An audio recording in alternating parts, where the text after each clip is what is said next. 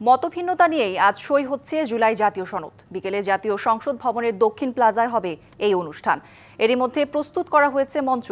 এক বার্তায় জুলাই সনদ স্বাক্ষর অনুষ্ঠানের সরাসরি সম্প্রচারে যুক্ত থেকে ঐতিহাসিক মুহূর্তের অংশ হতে দেশের প্রতিটি নাগরিককে আহ্বান জানিয়েছেন প্রধান উপদেষ্টা ডক্টর মোহাম্মদ ইউনূস। খোলা আকাশের নিচে ৩০টিরও অধিক রাজনৈতিক দলের নেতাদের নিয়ে জুলাই সনদ স্বাক্ষর অনুষ্ঠানের আয়োজন চলছে।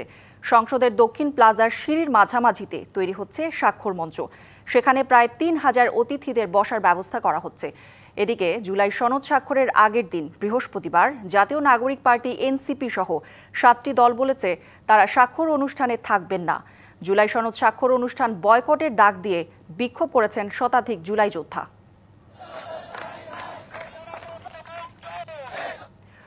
মতভিন্নতা নিয়েই আজ সই হচ্ছে জুলাই জাতীয় সনদ। বিকেলে জাতীয় সংসদ ভবনের দক্ষিণ প্লাজায় হবে এই অনুষ্ঠান। সেখানকার প্রস্তুতি নিয়ে সবশেষ খবর জানাতে যুক্ত হচ্ছেন সহকর্মী হাসান আল মামুন। মামুন, জুলাই সনদ স্বাক্ষর অনুষ্ঠানের প্রস্তুতি সবশেষ জানাবেন।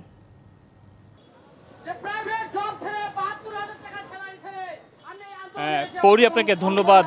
যেমনটি বলছিলেন, দীর্ঘ প্রতীক্ষার পর আজ কিন্তু জুলাই জাতীয় সনদ স্বাক্ষর অনুষ্ঠান হতে যাচ্ছে। এই স্বাক্ষর অনুষ্ঠানকে কেন্দ্র করে কিন্তু যেসব রাজনৈতিক দল এখানে আসার কথা ছিল তাদের অনেকেই এই স্বাক্ষর অনুষ্ঠানে আসবে না বলে কিন্তু ইতিমধ্যেই তারা জানিয়েছে বলে আমরা জানতে পেরেছি। আর এই মুহূর্তে আমি দাঁড়িয়ে রয়েছি জাতীয় সংসদ ভবনের ১২ নম্বর যেই গেটটি রয়েছে সেই গেটের সামনে। এখানে আপনি দেখতে পাচ্ছেন যে জুলাই যোদ্ধা যারা রয়েছে তাদের একটি অংশ তারা এখানে অবস্থান নিয়েছে।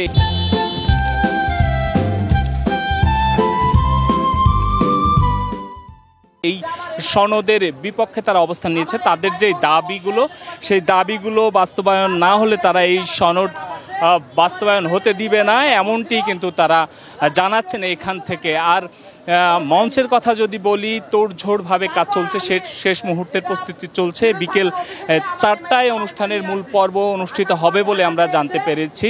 তো সব মিলিয়ে যদি বলি যে এখন পর্যন্ত এখানে যারা আন্দোলন করছে তাদের সংখ্যা আস্তে আস্তে কিন্তু আরও বেড়েই চলেছে এবং তারা এই অনুষ্ঠানের যারা এখানে আইন শৃঙ্খলা বাহিনীতে নিয়োজিত রয়েছে তারা কি করবে সেটি পরে কিন্তু দেখা যাবে যে আইন শৃঙ্খলা বাহিনী তাদেরকে এখানে দাঁড়াতে দেয় কিনা। তো এই ছিল আমার কাছে সংসদ ভবনের সামনে থেকে সর্বশেষ। কৌরি। মামুন, ধন্যবাদ আপনাকে।